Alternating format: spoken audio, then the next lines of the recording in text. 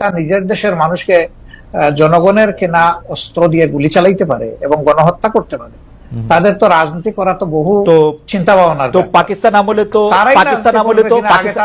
পাকিস্তান আমলে 1971 সালে তো আমাদের পয়সা দিয়ে কেনা অস্ত্র দিয়ে বাঙালিদের মারা হলো, কিন্তু জামাত ইসলামী তো তার বিরোধিতা করে নাই। হ্যাঁ, তার বিরোধিতা করে নাই, করেছে, সেই প্রশ্নে আমি আজকে যাব না। জামাত ইসলাম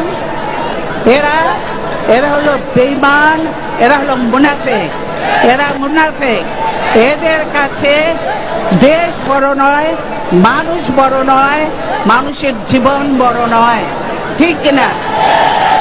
আপনারা দেখেছেন না পার্বত্য চট্টগ্রামে ও বৌদ্ধ মন্দিরগুলোর কি অবস্থা করেছে? ভেঙে ভেঙে সব নষ্ট করে তছনছ করে দিয়েছে। হিন্দুদের মন্দিরে যে আক্রমণ করে মন্দির ভাঙে, মূর্তি ভাঙে, তাদের অলংকার চুরি করে, হিন্দু ধর্মের ভাইদের বাড়ি ঘর জমি জায়গা তারা দখল করে নেয়। এই হলো তাদের প্রকৃত চেহারা, ঠিক কিনা?